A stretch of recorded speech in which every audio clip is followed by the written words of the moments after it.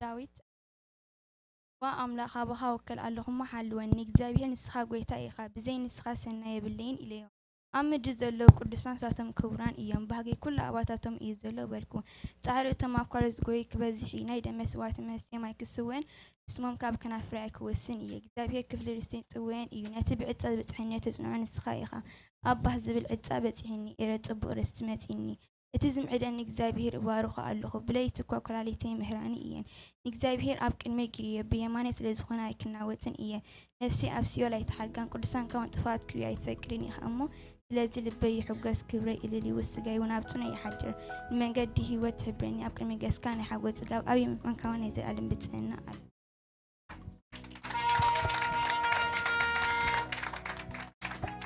መዝሙር ዳዊት 3 ወእግዚአብሔር ጠቃዕተስ ክንደይ ኮኑ ይበዙሕ ኣባይ ዝለዓሉ ብዙሓት እዮም ብዛዕባ ነፍሰይ ብዙሓት ኣምላኽ ምድሓኒሉን ይብሉ ኣለዉ እግዚአብሔር ንሳገና ዋልታ ክብርቴን ርስተይ ልዕለ ተብል ንስኻ ኢኻ ብድምፀይ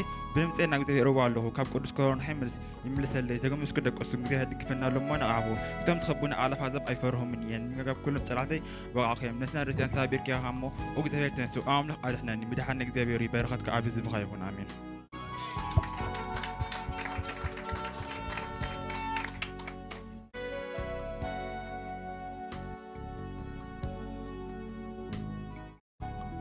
እግዚአብሔር ይመስገን ሕጂ ድማኒ እቲ ኣምላኽ ንዓና ዝገበረልና ክንዝምሮልና ንውርደተይ እና ክንዝምሮልና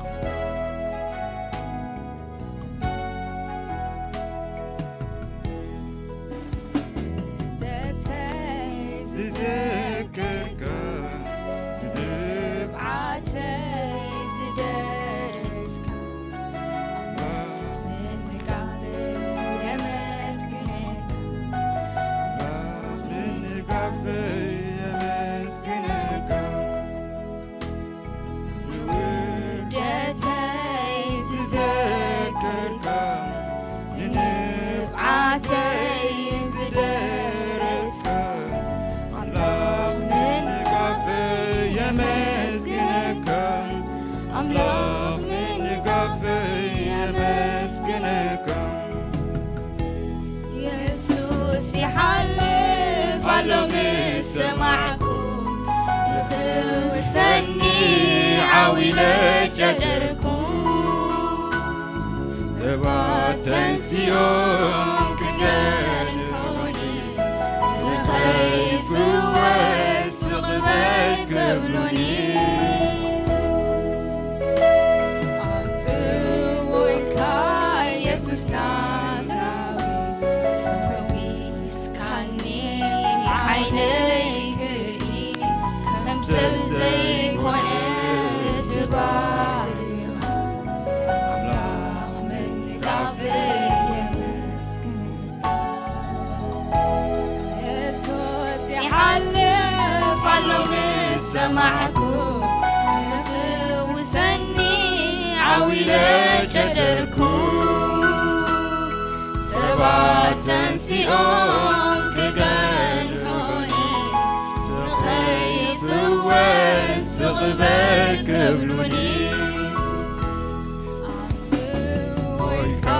يسوس نازراوي فويس كاني عينيك رئي كم سبزي كونت تباريخا أملاخ من قافي نفسينا على أمسكي زقبر الكي عترسعي سناي بحاجي مبروك أملاخي تذكركي نفسينا أملاخ أمسكني زقبر الكي عترسعي سناي ሰናይ ብሓቂ ምሩን ኣምላኽ እዩ ትዘፍቀረኪ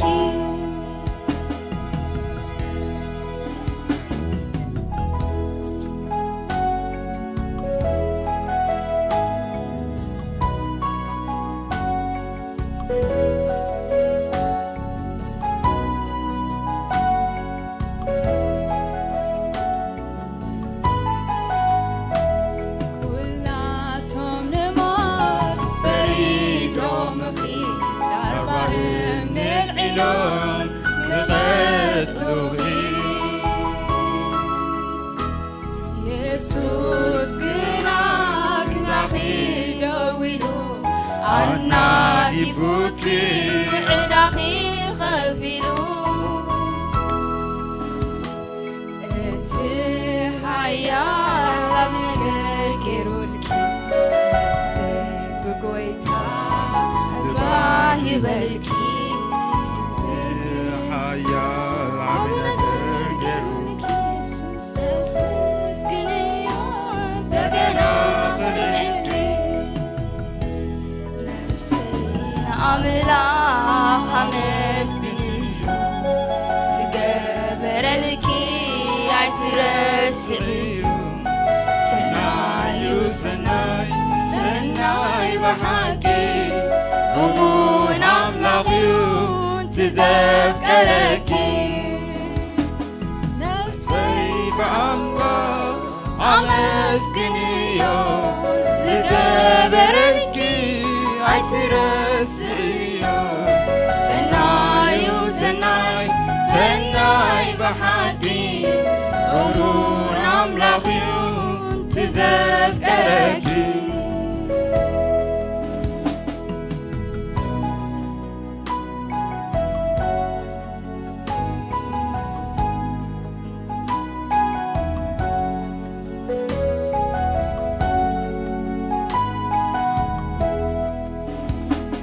ክሳብ መዓስ እየ ጎይታይ በዚ ህይወት ንዓቐን ነፍሰይ ክነብር አይደለም ናብኩን ህይወተይ ለውጣ ጎይታይ ሓደራ ለውጣ ለውጣ ህይወተይ ለውጣ ጎይታ ንዓኻ ከም ትመስል ግበራ ወየሱስ ህይወተይ ለውጣ ለውጣ ህይወተይ ለውጣ ጎይታ ንዓኻ ከም ትመስል ግበራ ወየሱስ ህይወተይ ለውጣ ለውጣ ህይወተይ ለውጣ ጎይታ ንዓኻ ከም ትመስል ግበራ ወየሱስ ህይወተይ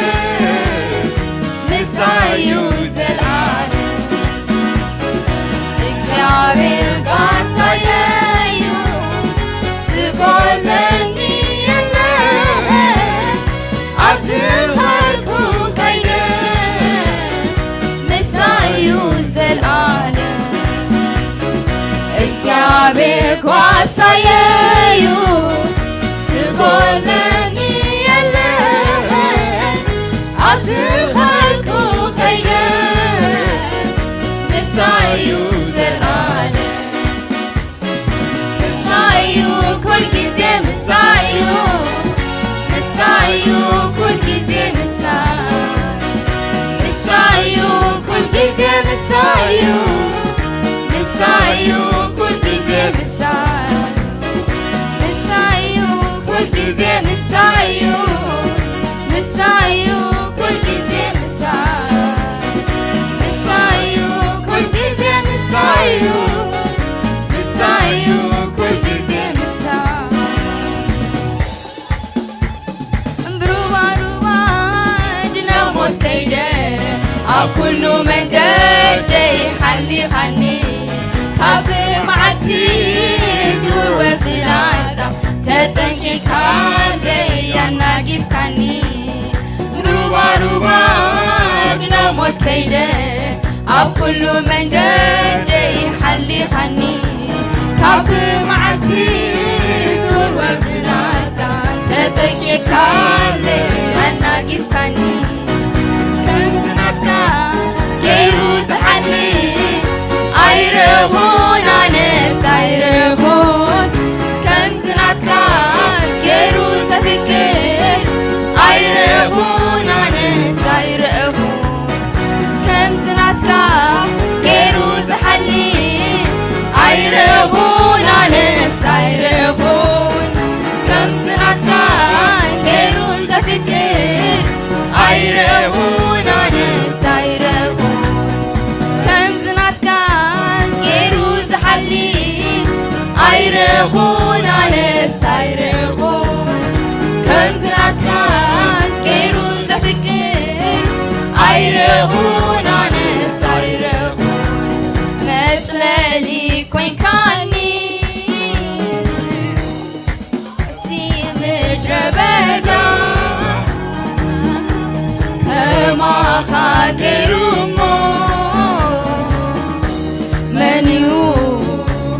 نهوت زحليلا متلالي كوين كاني أمتي مدربدا ما خاكرمو منيو نهوت زحليلا منيو نهوتي زحليلا اسمكا كبار هوي عليك كل جزء يسوسي انت زمن كل كايوز حق وشتي اسمكا كبار هوي عليك كل جزء يسوسي انت زمر كل كايوز عق وشتي نسمكا كبار هاي عليك كل جزير يسوسي انت زمر كل كايوز عق وشتي نسمكا كبار هاي عليك كل جزير يسوسي انت زمر كل كايوز عق وشتي እግዚአብሔር ጓሳየዩ ዝጎለኒ የለ ኣብዝኸልኩ ኸይደ ንሳዩ ዘለዓለም እግዚአብሔር ጓሳየዩ ዝጎለኒ የለ ኣብዝኸልኩ ኸይደ مسايو زلالة مسايو كل جزء مسايو مسايو كل جزء مسايو كل جزء مسايو مسايو كل جزء مسايو كل جزء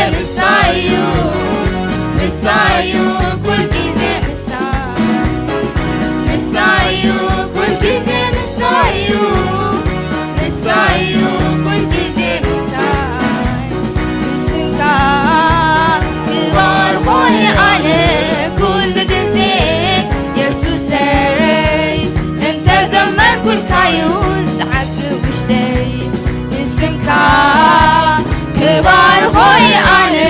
كل جزء يسوسي أنت زمر كل كايوس عك وشتي مسنكا كبار خوي أنا كل جزء يسوسي أنت زمر كل كايوس عك وشتي كوين كاني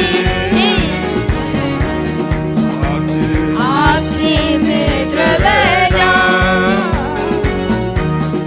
لما خاقرمو منو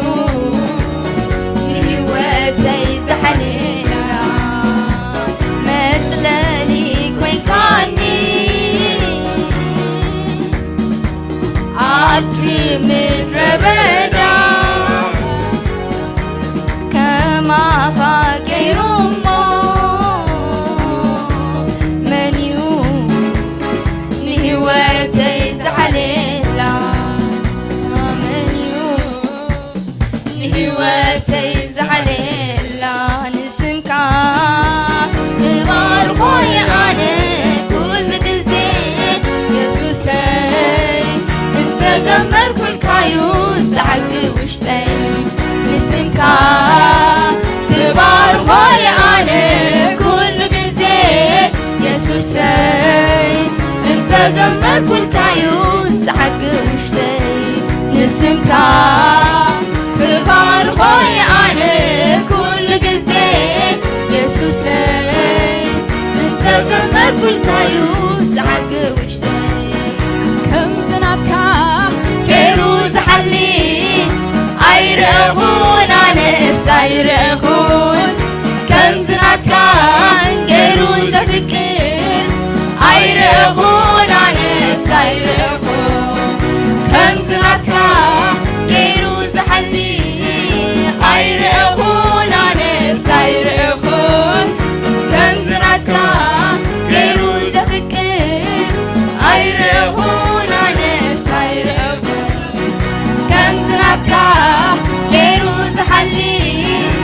أيرغون أنس أيرغون كم زناتكا كيروز فكر أيرغون أنس أيرغون كم زناتكا كيروز حلي أيرغون أنس أيرغون كم زناتكا كيروز فكر أيرغون أنس أيرغون نسمكا كبار خوي أنا كل جزء يسوسي انت زمر كل كايوس عق وشتي نسمكا كبار خوي أنا كل جزء يسوسي انت زمر كل كايوس عق وشتي نسمكا كبار خوي أنا كل جزء يسوسي انت زمر كل كايوس عق وشتي كم نخكاي كم نخكا كزمر الكاي كزمر الكا كم نخكاي كم نخكا كزمر الكاي كزمر الكا تستعملكو كومر الكاي منو زمني زمر الكاي تستعملكو كزمر الكاي منو زمني زمر الكاي كم نخكاي كم نخكا كزمر الكاي كزمر الكا كم نخكاي كم نخكا كزمر الكاي كزمر الكا كسع زلخو كزمر الكاي منو زمني زمر الكاي كسع زلخو كزمر الكاي منو زمني زمر الكاي اندعملكو كودوي منو زمني كامل لخيه اندعملكو كودوي منو زمني كامل لخيه منو زمني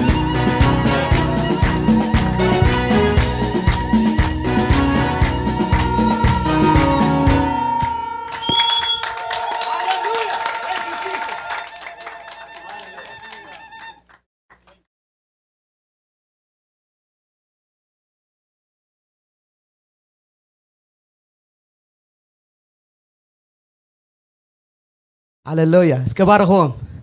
ሃሌሉያ መጀመሪያ ግን እስኪ 30 seconds ነዚ ዓባ አምላኽ እስኪ እልልታ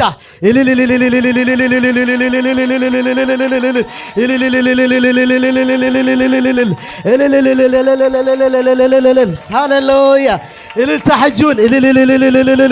ዓባ አምላኽ ብዚ ቅድሜና ጠውሊዶ ኣሎ he is the king of kings አልፋን ኦሜጋን ቅድሜና ደውሊዶ ኣሎ ሃሌሉያ ሰማይን መሬትን ሓቂፉ ደሎ አምላኽ ሕጁን እስከ ክብረትና ገዲፍና ፕሮቶኮልና ገዲፍና ነኽብረካ ኣለና ክብረትና ገዲፍና ነፍስና ገዲፍና ነፍስና ሕሚምና ሃሌሉያ ነመስግነካ ኣለና ሃሌሉያ ክብሪ ንኡ ይኹን ሃሌሉያ ነዞም መንእሰይ አስከባርኾም ሃሌሉያ ሃሌሉያ ሃሌሉያ አስከባርኾም እግዚአብሔር አምላኽ ንባርኾም ኣለና ብስምካ ንባርኾም ኣለና ቅብኣት ኣብ ልዕሊ ዕባት ካብ ግሎሪ ናብ ግሎሪ ካብ ሓይሊ ናብ ሓይሊ ይሳገሩ እግዚአብሔር አምላኽ ኣብ ቤትካ ይቀፀሩ እግዚአብሔር አምላኽ ኣብ ቤትካ ይውዓሉ ካብዚኦም ሚኒስትራት ይፍረዩ ፓስተራት ይፍረዩ ወንጌላውያን ይፍረዩ እግዚአብሔር አምላኽ ኣብ ቅብኣት ካብቲ ቅብኣት ተልዓለ ኣብ ልዕሊኦም ደሎ ኩሉ እስራት ይሰባበር ኩሉ መንቲግ ይሰባበር እግዚአብሔር አምላኽ ንዘም ዓለም ኣብ ቤትካ ስለተዓቕሮ ነመስግነካ ኣለና ንመዘምራን ንፍትዊን ንበዓል ኣስቱን ከዓ ንባርኾም ኣለና ቅብኣት ኣብ ልዕሊ ቅብኣት ሃሌሉያ ይሁነሎም ሓይሊ ኣብ ሓይሊ ካብ ግሎሪ ናብ ግሎሪ ካብ ክብሪ ናብ ክብሪ ሃሌሉያ ካብ ሓይሊ ናብ ሓይሊ ኺዱ ይወሰኸሎም እግዚአብሔር አምላኽ ሃሌሉያ ሕጁ ነመስግነካ ኣለና ሃሌሉያ ኣው ኸለና እስኪ ሃሌሉያ እግዚአብሔር አምላኽ ነዚ ገበረና እስኪ ነመስግኖ ቁርብ 2 minutes ሃሌሉያ ረከንደ ባላላባስ ነመስግነካ ኣለኹ በለው እስኪ ሃሌሉያ ድወርድ ደሎ ቅብኣት ኣስተብህልዎ ሕዋተይ ሃሌሉያ ስለ ድፈትዎና እምበር ካባና ከይኮነን እስከ ነመስግነካ ኣለና በልዎ ስለዚ ቅብኣት ነመስግነካ ኣለና ሆሊ ስፒሪት ኣኽብርዎ እስኪ ሃሌሉያ ኣቦ ነኽብረካ ኣለና ልዕል ነብለካ ኣለና ከማ ሓደ በለ የለን እስኻ ዓብ ኣምላኽካ በልዎ በቃ ሃሌሉያ ወሪዱ ምሳና ኮፍ ክብል ምሳና ክዕል ድፈቐደ ኣምላኽ እዚ ዓብ ኣምላኽ ሃሌሉያ ሃሌሉያ ኩሉ ነገርና ገዲፍና ንኡ ክንስዕቦ ብምሉእ ልብና ብምሉእ ነፍስና ብምሉእ ሓሳብና ብምሉእ ሓይልና ክንስዕቦ ድግባእ ዓብ ኣምላኽ ሃሌሉያ ክዝመር ድነበረ ኩሉ ብሓንሳብ ኣብ ልበይ ድነበረም ዘሴም በቃ ሃሌሉያ ሎሚ ካብ ማርታ ደይኮነስ ከም ማርያም ክንኮይንና ኣሜን ዶ ኣብ ህልው ንኡ ክንውዕል ክንሓድርና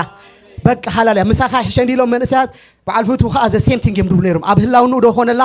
ኣብ ህላው ንኡ ምንባር ይኾነልና ዶ እግዚአብሔር አምላኽ ከምኡ ይድብለና ዶ ሕዋተይ በቃ ትማልድ መፀትን ንቃላ እዚኣ በቃ ከም ማርያም ሃሌሉያ ማርያም ካብኣ ደይውሰድ ነገር ሒዛላ ኢሎምሽ ሞስት ኢምፖርታንት ቲንግ ቱ ቢ ዊዝ ሂም ኣይኮነን ፈንጠርጠር ክንብል ክነገልግል ክንጎይ ገለ ኣይኮነን መጀመርያ ድቐድም እንታይ እዩ ምስኡ ኮፍ ክንብል ኣይኮነን ድዩ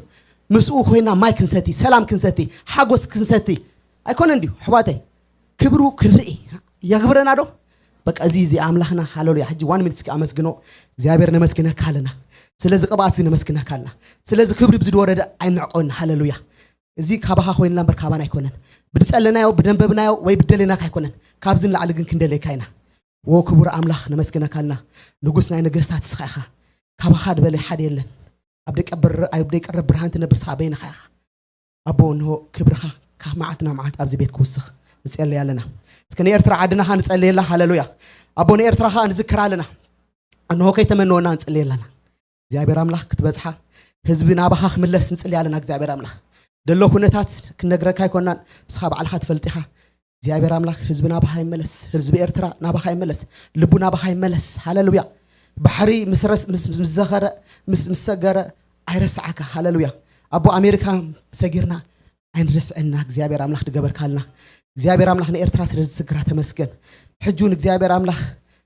ነዚ ንሓቶ ሁሉ ግዜ ሎምን ክንደግሞ ኢና ክሳዕ ኤርትራ ናብቲ ትደልያ ናይ ወንጌል ቦታ ናይ ኢየሱስ ቦታ ክሳዕ ትኾን እግዚአብሔር አምላኽ ክንቅፅል ኢና ክንሓተካ ኢና እግዚአብሔር አምላኽ ናይ ኤርትራ መዓልቲ ስለ ዝቐረበ ነመስግነካ ኣለና እግዚአብሔር አምላኽ ንኣሜሪካ ከዓ ንፅልይ ኣለና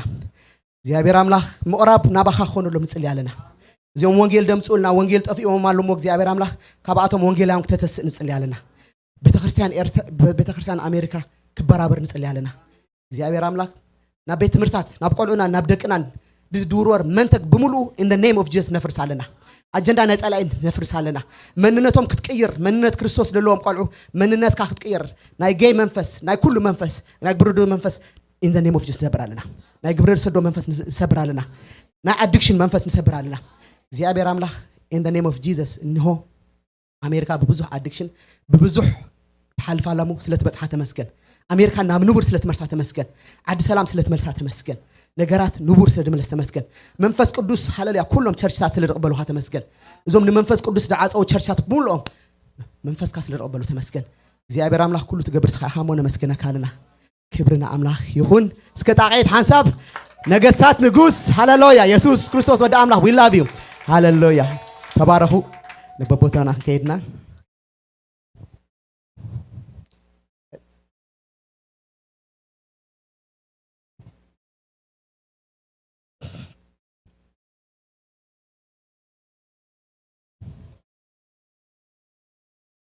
እግዚአብሔር ይባረክ አማን ቁርብ መተንባት አለው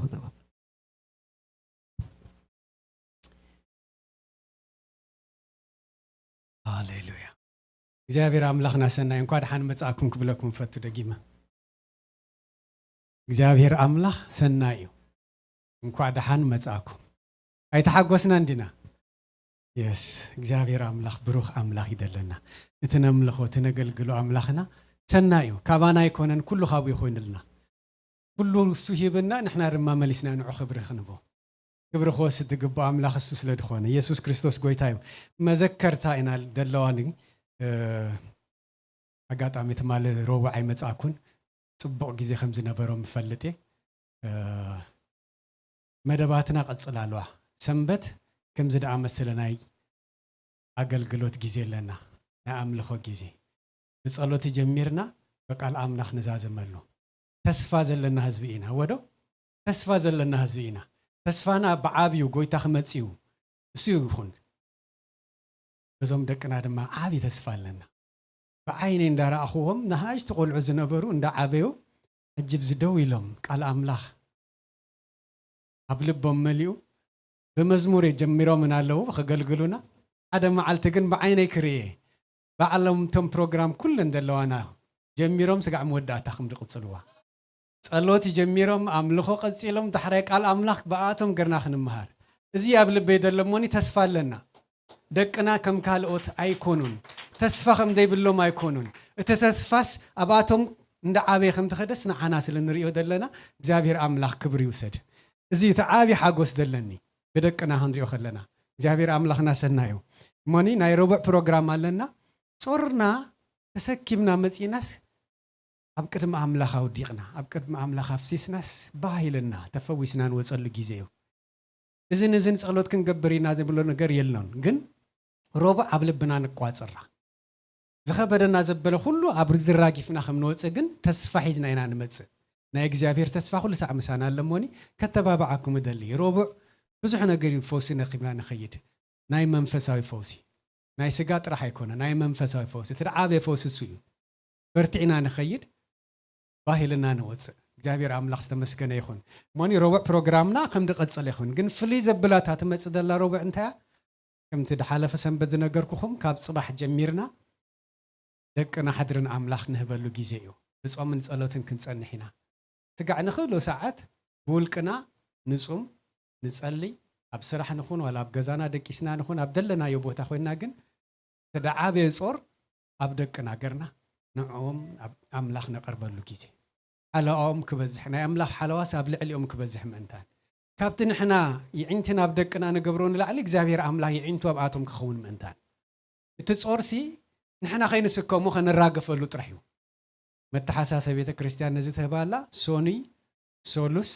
ሮብዕ ናይ መወዳእታ ግን ኣብዚ ክንመጽእ ኢና ሰዓት 6 ፈረቓን ጀሚርና ስጋዕ ሰዓት 8 ተቐጺልና እውን ከም መንፈስ አምላክ ስጋዕ ንኽእሎ ክንቀጽል ኢና ግን ንእግዚአብሔር ናይ መወዳእታ መዓልቲ ገርናስ ኣመስጊናዮ ጾርና ስለተሰከምካ ኣብ ልቕሊና ኣብ ቅድሚኻ ውዲቕናዮስ ባሂልና ንወጽእ ከም ዘለናስ ንምስክረሉ ነመስግነሉ ጊዜ ይኾነልና ሞኒ ናይ እግዚአብሔር አምላክ ድጋፍ ኣብ ልዕሊና ይኹን ሓልዮቱ ምሳና ከም ዘሎ ድማ ኣሚንና ክንጸውን ክንጸልይን ኢና ሮብዕ ናይ መወዳእታ መዓልቲ ክትከውን እያ ካለ መዘከርታ ደለና ኦገስት 11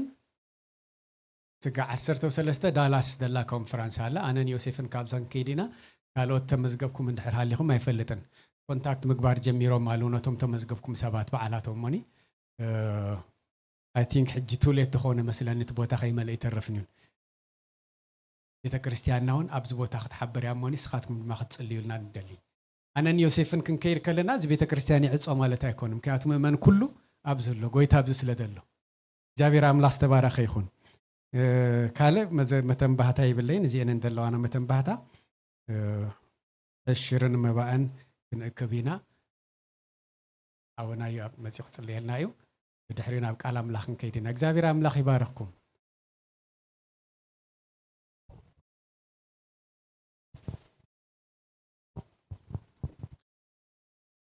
እግዚአብሔር ይመስገን አቦ ነመስግነካ ኣለና እግዚአብሔር አምላኽና ስለዝነበርና ጊዜ ሁሉ ተመስገን አቦ ሁሉ ነገር ካባኻ ኮይኑልና እሞ ክብር ሁሉ ንስኻ ውሰዶ እግዚአብሔር አቦ ተሪፉ ዘሎና ጊዜ ንስኻ እንዳተረከብካ በመባኣን ብዕሽርን ካብቲ ባዕልኻ ዝሃብካና ትባረኾ ንጽልይ ኣሎና እግዚአብሔር አቦ ነዚ ንክንገብር ዘይከኣሉ ድማ ክትድግፎም ጽልይ ኣለኹ كل جزينا عخان هب كبرنا عخان غب بيسوس سم حكينا فغري حكينا أفكاري يسوس رغيبي كل جزي حكينا فغري حكينا أفكاري يسوس رغيبي كل جزي أبو رغيبي كل جزي يسوس رغيبي كل جزي أبو رغيبي كل جزي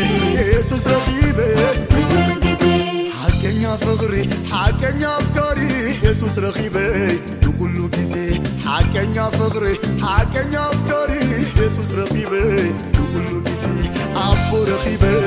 كل جزي يسوس رقيبي كل جزي أبو رقيبي كل جزي يسوس رقيبي كل جزي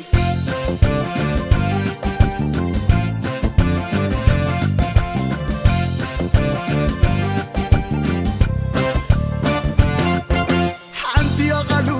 حنتي يا فغرو زيت اللواوت سخون خوينو عقل أفكاري فلسم زي حلل كابز حد كنس وقاز خفل كابز قد فنس وقاز خفل كابز قبصنس وقاز خفل كابز دربينس وقاز خفل كابز قد فنس وقاز خفل كابز قبصنس وقاز خفل حكينا فغري حكينا أفكاري يسوس رغيبي كل جزي حكينا فغري حكينا أفكاري يسوس رغيبي كل جزي أبو رغيبي